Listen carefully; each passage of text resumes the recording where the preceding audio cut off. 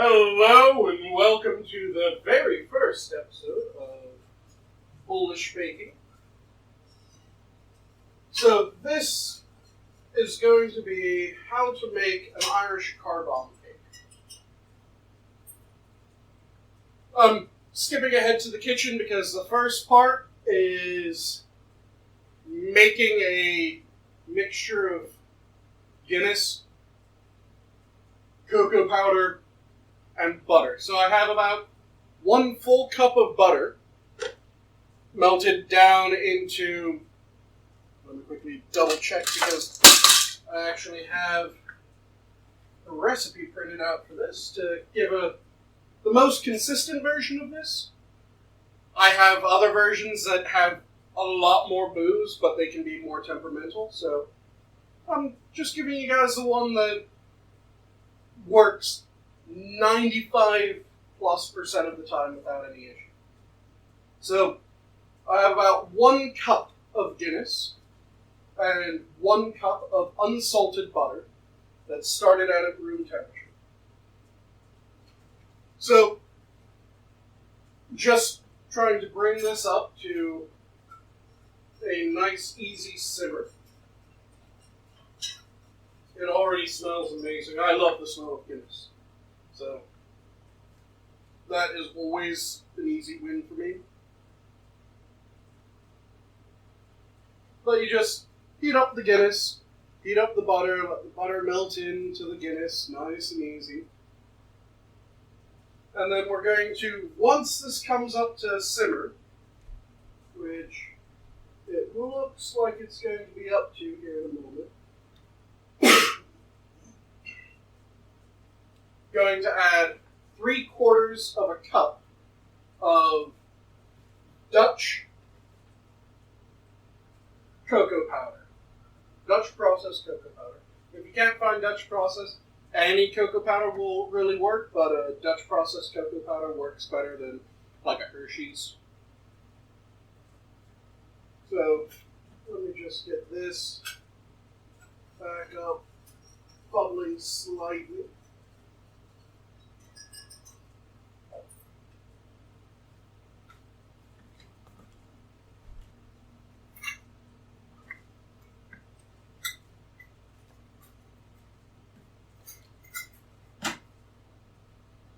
And like I said, this is going to be 3/4 of a cup of cocoa powder being added in. You kind of want to add it in a bit at a time. So I'd say add in about 1/4 at a time, or 1/4 of a cup at a time. Then whisk it up, see if you can get it nice and smooth, because that's what you want to end it with. And this just breaks up the whisking so it's a bit easier. Whereas if you do it all at the end, it can be a bit of a pain in the ass. While this is heating back up, which it looks about right, I'm seeing a little bit of bubble around the edge. But that is good. Going to add in that 1/4 cup. I do have my oven preheated for 350 degrees. So mix together the cocoa powder, Guinness, and butter.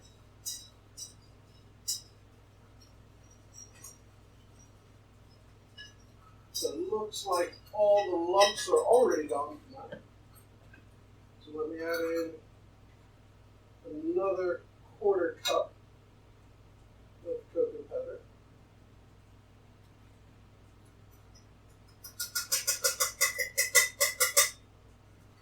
There we go. And whisk that all in again. Be sure to kind of scrape the sides.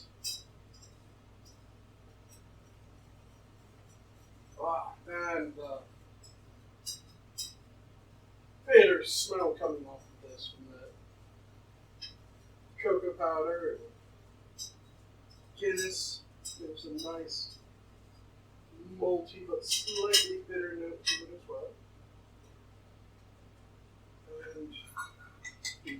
one more quarter cup. There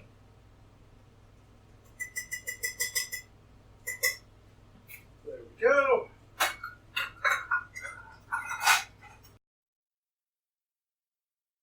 Oops. Let me get the lid back on the cocoa powder. Except I can't remember where I placed the lid, so I'll just set it down. And again, mix this in nice and easy.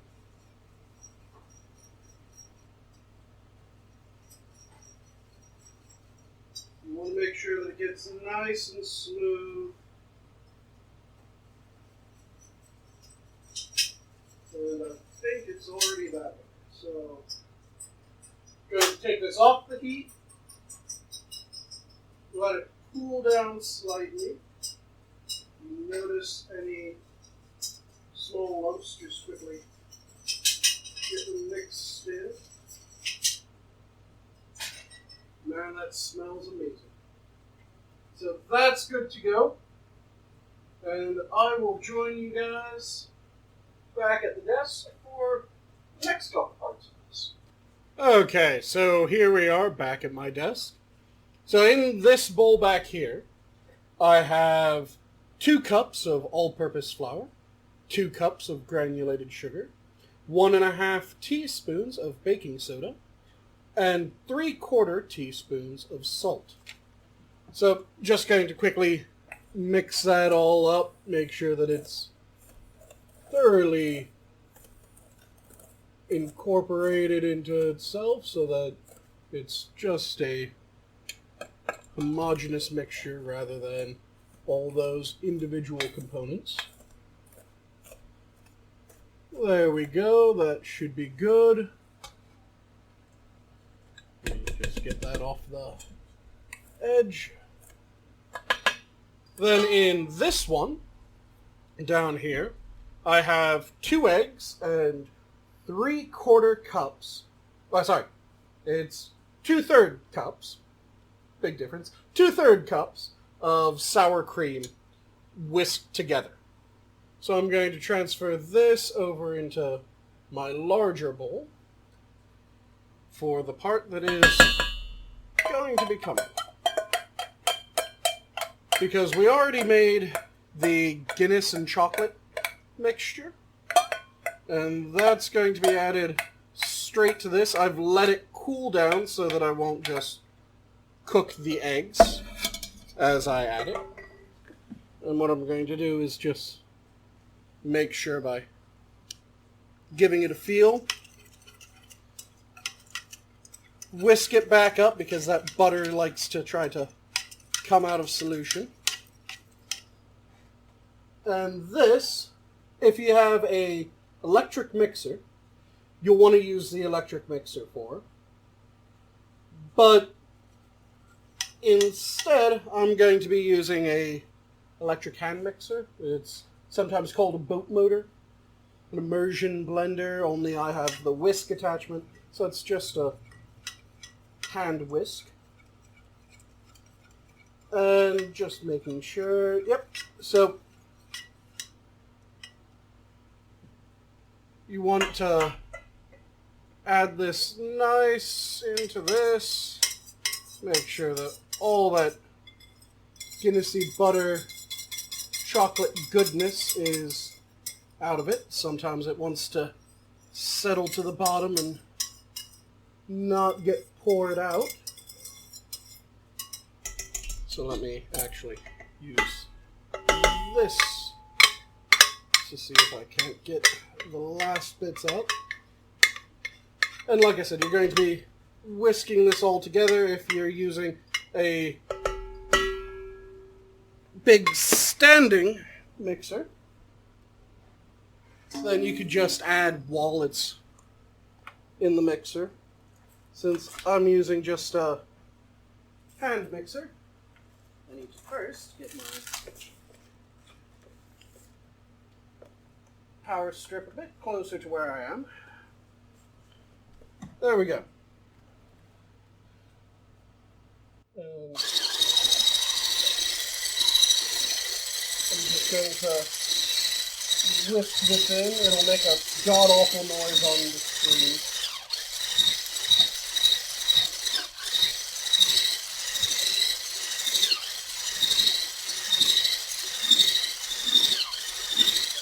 You want to make sure that it gets nice and smooth. Those are just air bubbles that I whipped in, not any chunks. So that looks good. And then you want to add in a bit of this mixture at a time.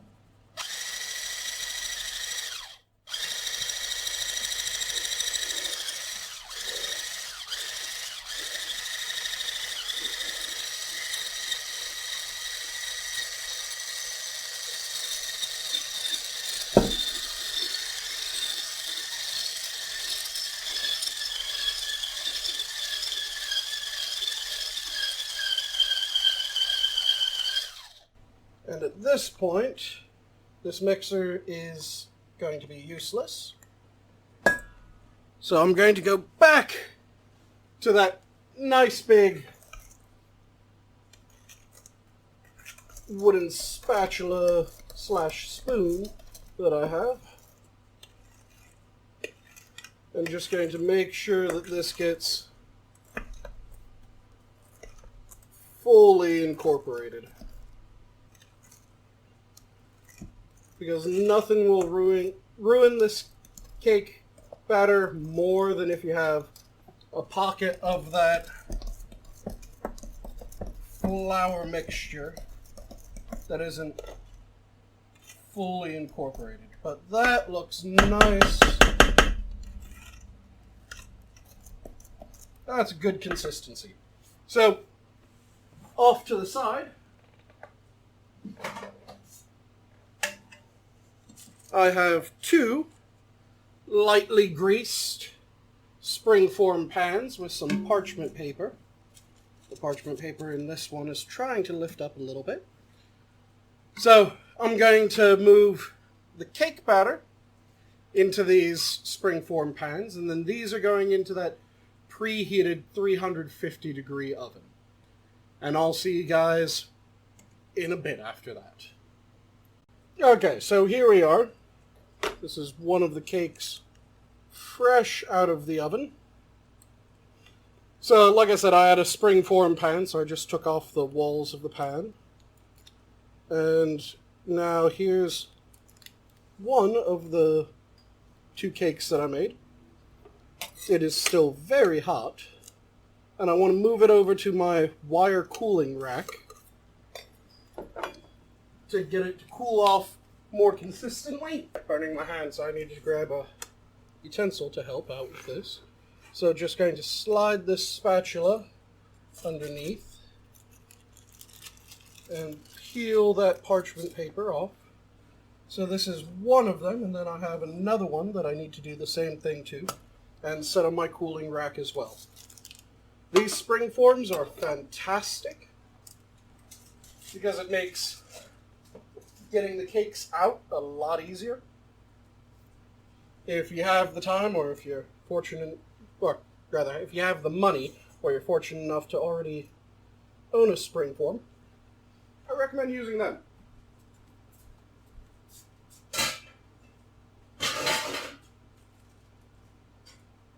So, the way that you tell if the cake is done is you want it to be done enough that you can stick a sharp knife into the cake in the center and pull it out without any of the batter coming with it. If you can do that, it's done enough to come out. And there we go. There's one of my spring pans off. Unfortunately, my putting paper inside leaves a little to be desired, so I don't have exactly clean. Some of the batter was able to leak through the gaps in my paper, underneath the paper, and come up onto the side, but that means that I get to taste the cake without actually having to damage the beautiful cake. So that's a little bit of a win in my opinion. And do the same thing with this one that I did with the other one. So slide under. Ooh, this one wants to crack. Let me get 2 spatulas. Or actually, a better technique for this one, since it really wants to crack down the middle, is set one plate on the side or on top of it. Get your hand underneath it and flip it over like that. And then parchment paper can come off just like the previous one.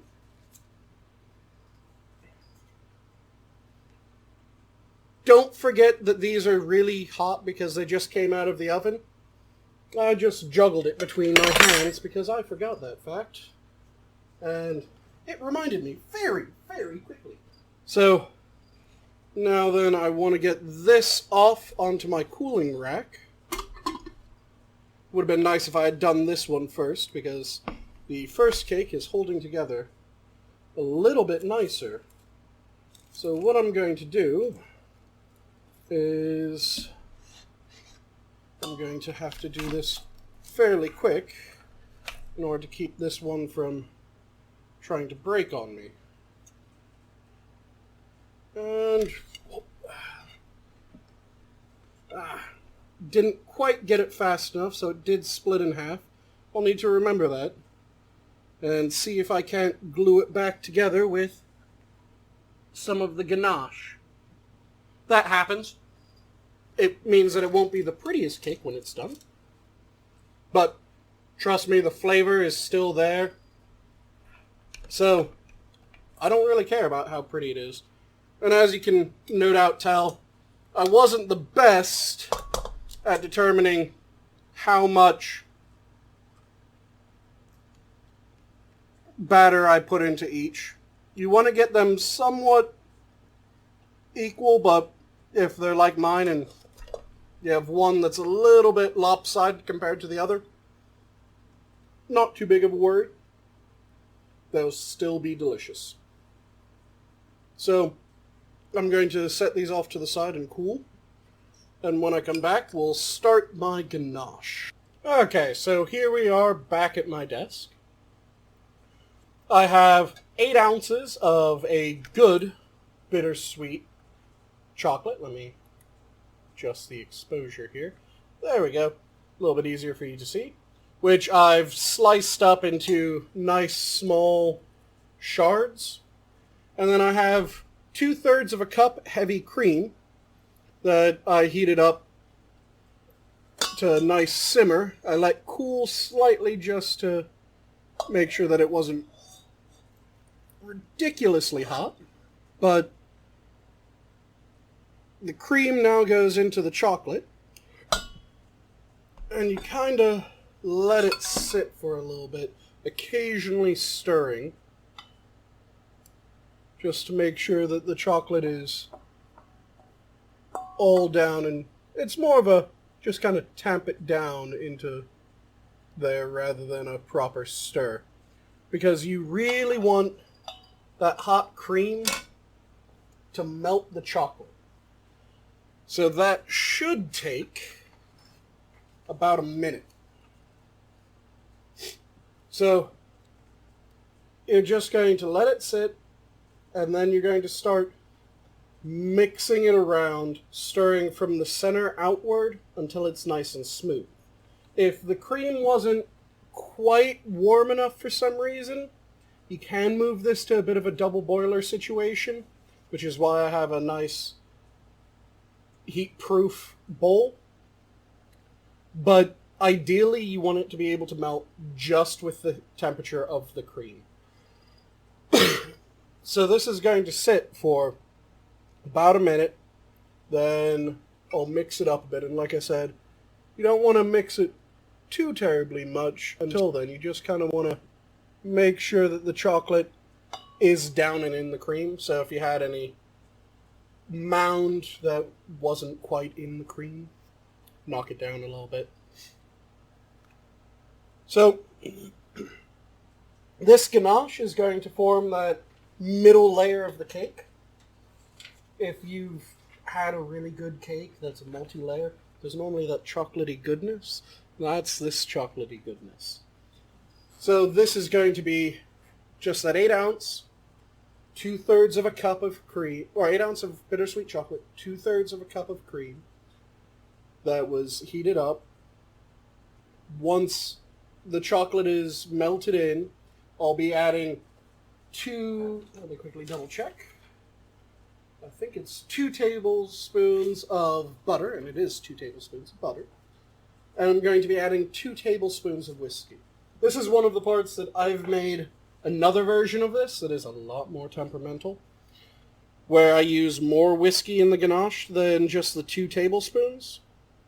But that one, like I said, it's a lot more temperamental, so I figured if I'm going to be giving you guys a recipe, I should give you guys a recipe that works every time without any issue. And that's this one. So that's about a minute.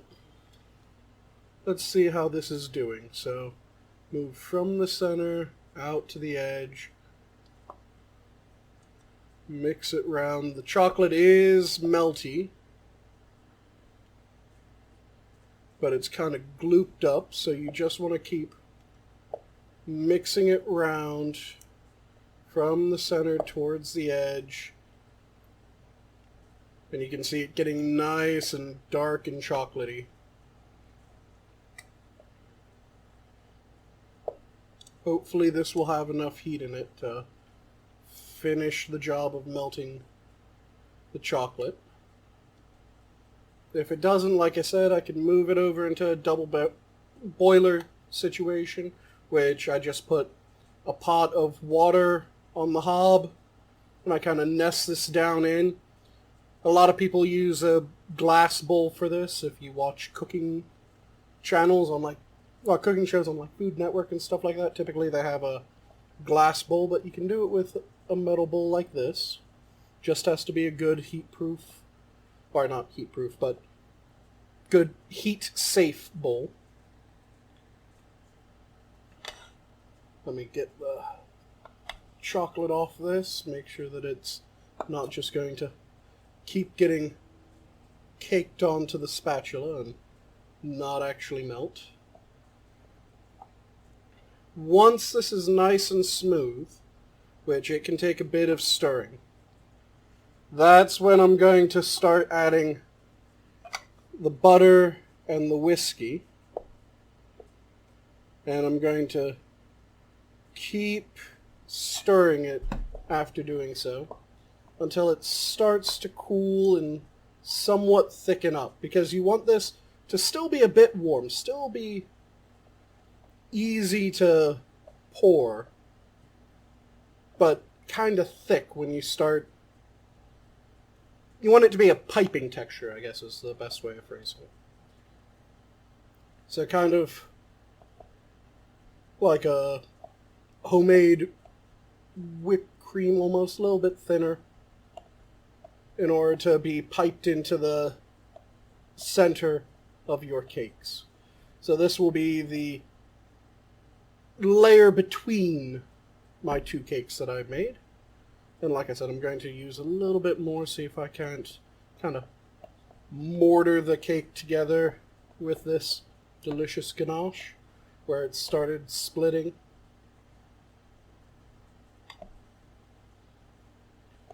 Keep stirring, keep stirring. You want to make sure that it gets fully incorporated. The finer you slice your chocolate, the finer you break your chocolate up, the better this goes. Mine was fairly good. It could have been a little bit finer, but I think also when it started to melt, it just melted into this large brick in the bottom. So I have to kind of combat that and keep stirring, keep letting it melt.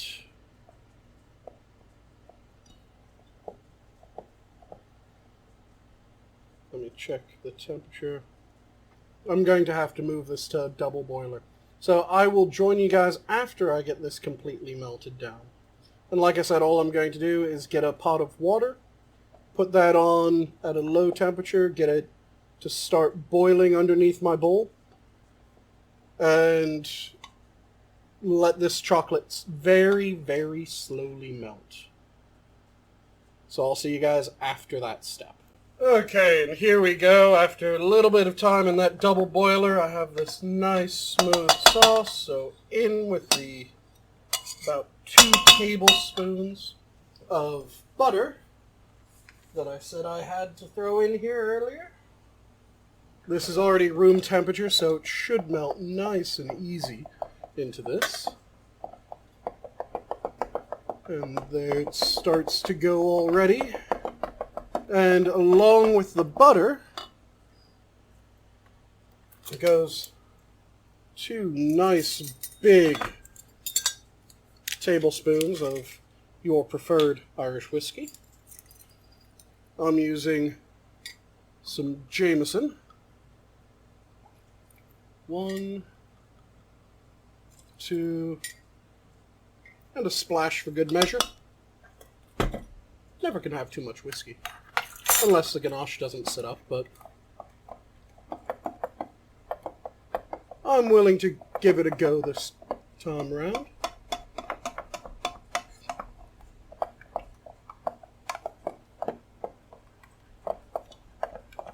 So you want that butter to melt all the way into the ganache. And oh man, that whiskey.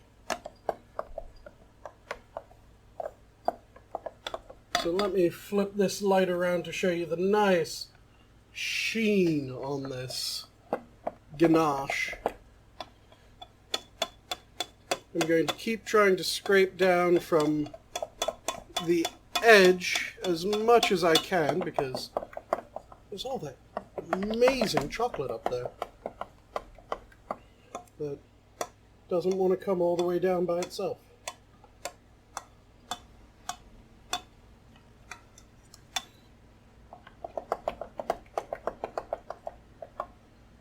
So once this is mixed up, we'll be letting this chill, start to set up a little bit, because you want to have this be,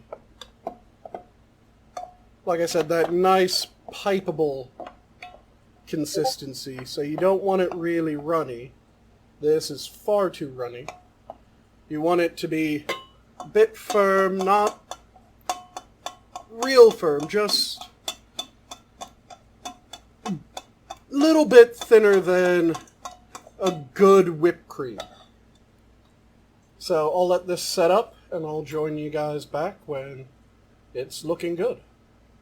Okay, so here we are, and as you can see, the ganache has really thickened up nicely. So what I'm going to do is lay out a nice gob of that, and I'm just going to kind of push slightly on where that crack was, just to see if I can't force some of the ganache down into the crack. And then I'm just going to spread this out in a nice layer.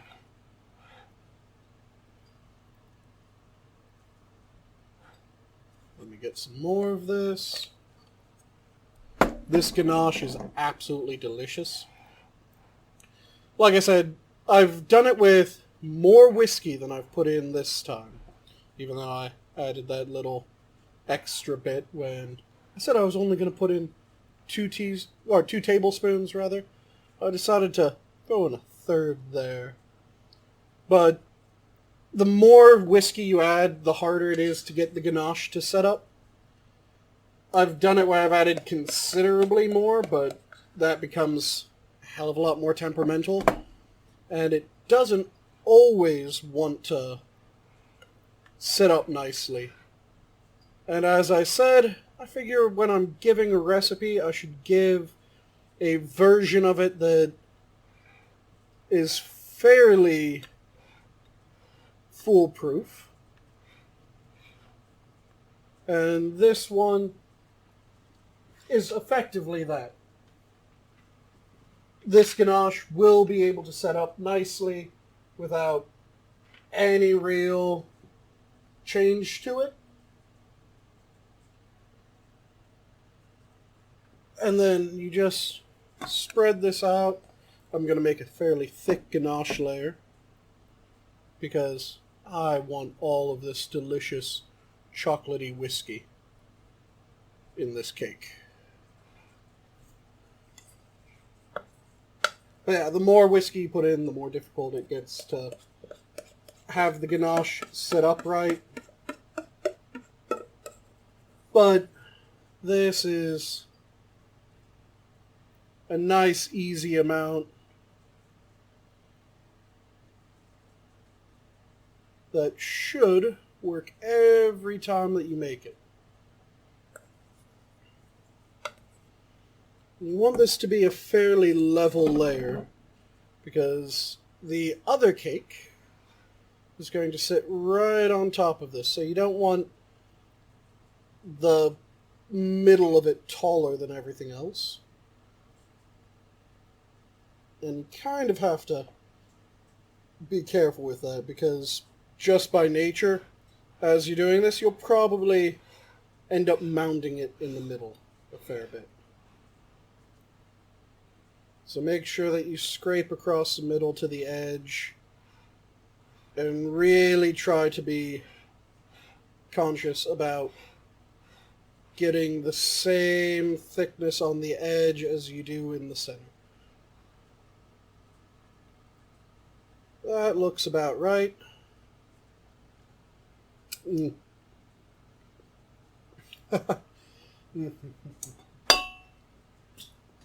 Absolutely delicious. So let me grab the other beautiful cake that we made earlier. And that one I moved off the wire cooling rack. And just going to set it down right on top. Ended up dipping the corner of my cutting board into that ganache by accident. So just kind of lightly settle the top down onto the ganache. You don't want to squeeze the ganache out. You just want to make sure that it is situated there. And what I'm going to do is take my spatula and just kind of run it along the outer edge, make sure that all that delicious ganache is nice and flush with the edge. There we go. So now we just need to make the buttercream frosting, which I need to get a couple things ready for that. So the buttercream frosting is going to include the Baileys, and we'll be using about 8 tablespoons of Baileys, about 5 cups of powdered sugar, and 2 cups of butter. This is again going to be unsalted butter, and you really want to have it at room temperature because we're going to whip the butter, adding in the 5 cups of powdered sugar. And then once that's pretty much incorporated, we're going to add in those 8 tablespoons of Baileys. I'll join you guys once I have everything for that set up. We'll make the frosting and then frost this absolutely beautiful cake. Okay, and here we are back at my desk. So now we just need to make the frosting for this. And the frosting is fairly simple. It's 2 cups of unsalted 2 cups unsalted butter at room temperature, which I have here. 5 cups of powdered sugar, and 8 tablespoons of Baileys. So first, let's get the butter going. So I'm going to be using my little hand mixer again, which I forgot to plug in. Silly me. Won't be mixing anything without any power. There we go. And now,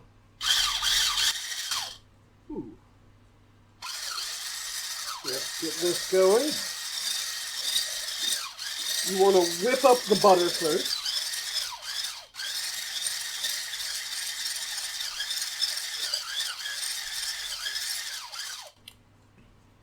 So there we go, the butter's nicely whipped. I had some splash out, so I'm going to save as much of that as I can. This is again something that you can do in a standing mixer, rather than using a hand mixer like I am. So there's the butter. Now let me get my powdered sugar. I ended up scooping out 4 cups rather than 5, so I need to scoop out 1 additional cup. And let me clean up the little bit of splash that I had from the butter. So what I'm going to do is I'm going to be adding in the powdered sugar a bit at a time. So tip some of that in. Get this at a better angle, that way it doesn't splash the butter out.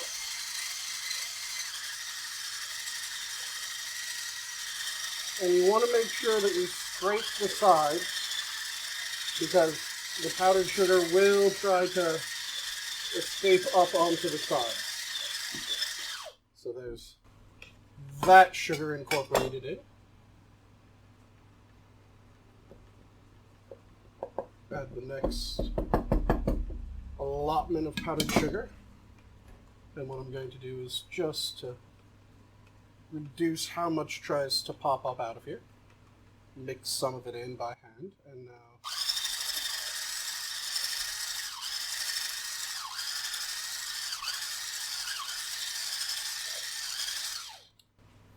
this is really wanting to be messy today.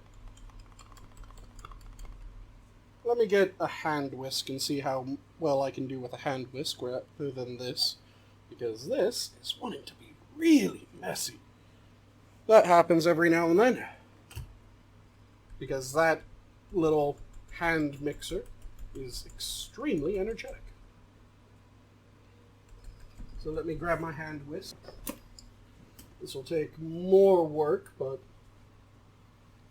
it won't launch everything quite as much.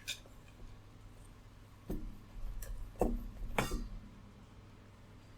me get some of the powder that flew out in as well. Add more sugar.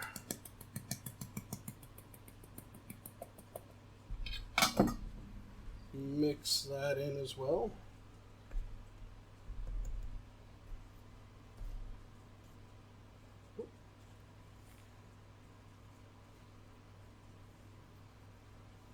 This is something that is made really easy by a standing mixer.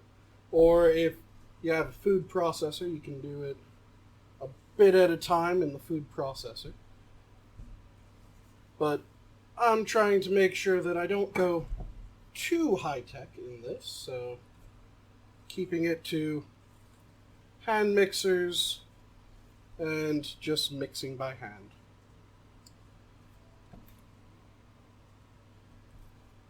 But fair warning, it can get a bit messy this part.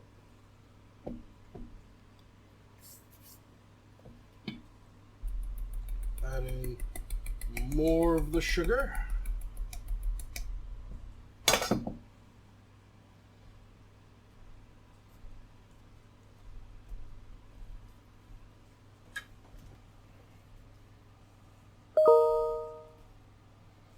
a bit of a better angle on this.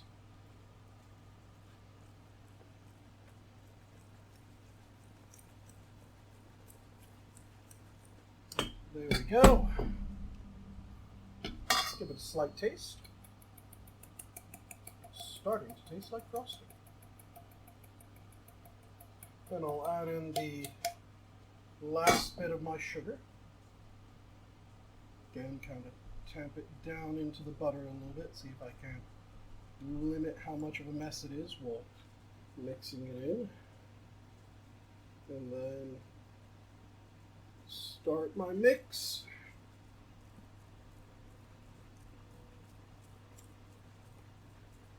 And that's looking nice. Creamy. And looking good. Icing already. But now comes the fun part. As I said, this is an Irish Carbomb cake. So we have the Guinness in the chocolate cake. We have the whiskey in the ganache. So now, it's time for Bailey's. 1, 2, 3, 4, 5, 6, 7, 8. So let's get those 8 tablespoons mixed into this. Start a bit slow, that way it doesn't try to splash too much. I already splashed some of it out. So let me exchange a splash for a splash and get my hand towel out here again and clean off my work surface a little bit. So for this, I'm going to try to start this nice and slow in the incorporation, just by rolling it around. And then as it starts to get mixed in, I'll speed up. Let me stand up, get a bit of a better purchase on this.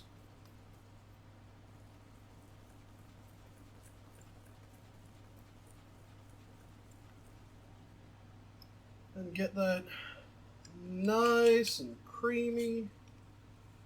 Make sure that I've scraped down the sides so that nothing isn't incorporated. And just like everything else, give this a taste.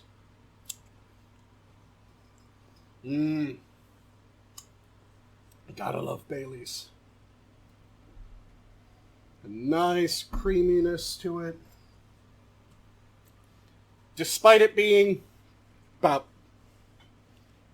a little bit less than half butter, more like 2/7 butter. You don't really taste butter. It just tastes like Bailey's with a nice sweetness from that 5 cups of powdered sugar. And you really want it to be powdered sugar. You don't want to try to use any other type of sugar in this. It has to be powdered sugar. So, let me get the cap back on this. Go grab the cake and a knife, and we'll start frosting this cake up. Let me clean off my work surface a little bit. There we go. So here's that lovely cake. The ganache is absolutely set, as you can tell by just giving it a slight push. It doesn't slip and slide away. And now, I'm going to get a good amount of this frosting on my whisk and just kind of drop it on top. Get a bit more. Drop that all right on top of this. Take a butter knife and just kind of spread this around. Try to get a somewhat even layer, pushing the excess towards the edge because, of course, we're going to be doing the edge as well as the top. Now, this is a step that you can be as pretty with it as you want, or as just quick as you want. Make it for whoever you're making this cake for. If it's yourself and you don't care about it being a nice, even layer, then you don't have to be as precise. If you're making it for someone who really wants a pretty cake, then take your time on this. Make your cake for the person that you're going to be serving it up to.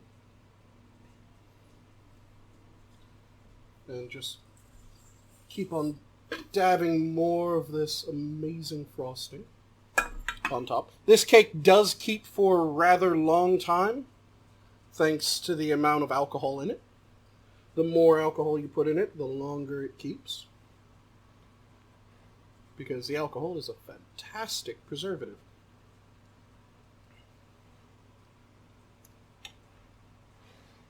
So you don't have to worry about eating this cake quickly. It doesn't go bad that fast. One of my most boozy cakes, I had for like a month. Just eating it when I felt like it. And everything was beautiful on it. Never had any problems, didn't go bad in that month. Finished the entire thing before they had a chance for anything to go bad, even though it took a month. It's a fantastic, abnormal cake, this. So like I said, you can do this as nicely as you want. One thing that makes icing a cake really easy that I do not have under this cake is a Lazy Susan. And if you have an offset spatula, that also helps nicely. I'm not really one for presentation all that much. I tend to go for if the flavor's good, I'm happy. If it's cooked right, I'm happy. So my icing job will not be anywhere near as pretty as a lot of your guys', I'm willing to bet. But, oh, the flavors are all there. And they're amazing.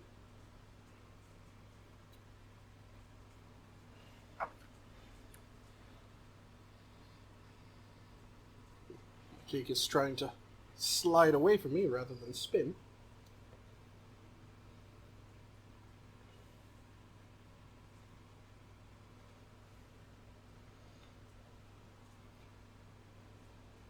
So I tend to just go for a nice coverage. I don't really care if it's exactly perfect. I just want the absolutely beautiful frosting to be nice and present in almost every bite I take.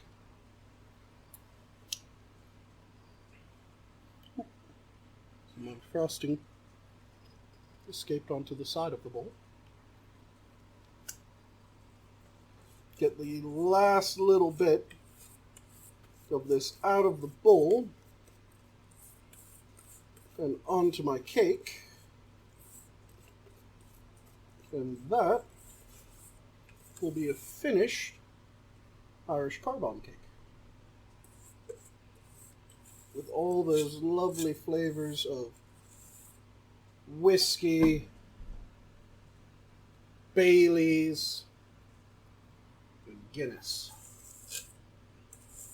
Playing beautifully off the chocolate cake in this real simple buttercream frosting.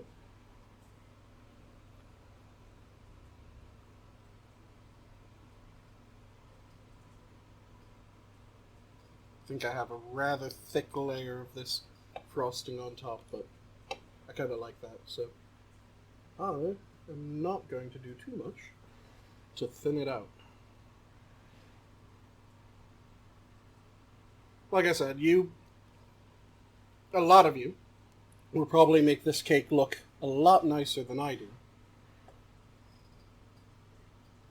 And if that's your thing, and have at it. Like I said, have fun with your food.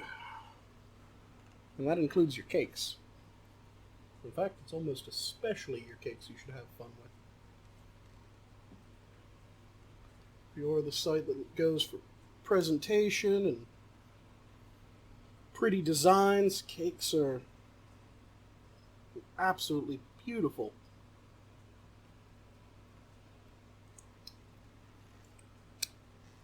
Venue for that. So there's my cake. Nicely covered over with that beautiful fresh made frosting. And now I'm going to let the frosting sit up for a little bit before I take a slice.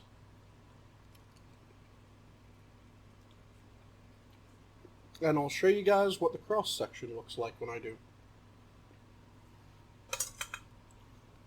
So see you all in a moment. Okay, and here we go with this beautiful Irish Carbomb cake. So as you can see, you can get the clear, distinct layers of the cake, ganache, and that fantastic Bailey's frosting. And for me, cake always has to be served a la mode and with a nice big glass of milk. So let's take a bite of this, shall we? Let me use a fork, that'll make more sense on the cake. As I said, I wasn't the best with distributing the frosting, so I have a lot of frosting towards the middle of the cake, but it tastes delicious, so who cares? Mmm. Mmm. This is absolutely delicious. You can really taste the Baileys and the whiskey and chocolate and Guinness just really amp up each other's flavors. So you get absolutely hit with that fantastic chocolate and the maltiness of the Guinness. Absolutely fantastic. This is, ever since I got this recipe, hands down my favorite birthday cake. Like I said, I've done a lot of experiments when it comes to the amount of liquid with the alcohols. I've been able to dial up the whiskey substantially, and I've been able to dial up the Bailey substantially from this one. But it ends up becoming more difficult the more whiskey that you put in either, because the frosting doesn't quite set up right, and the ganache doesn't solidify how you want it to.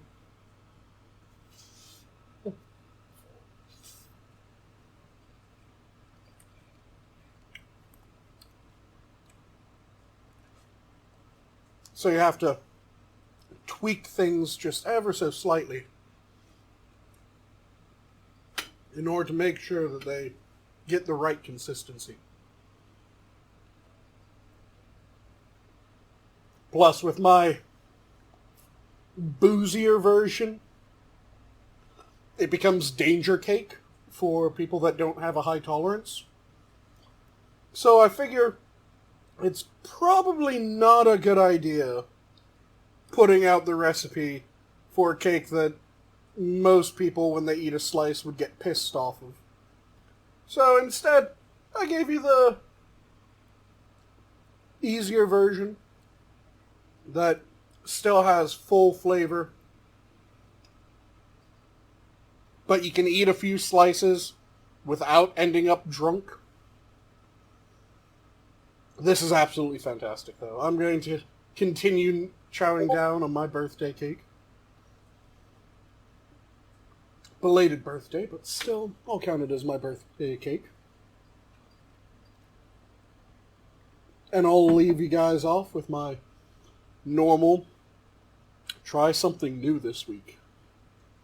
If it's your birthday or a special event, or just because you really feel like having cake, give this cake a go. I'm willing to bet most of you haven't had a cake like this. So try this cake.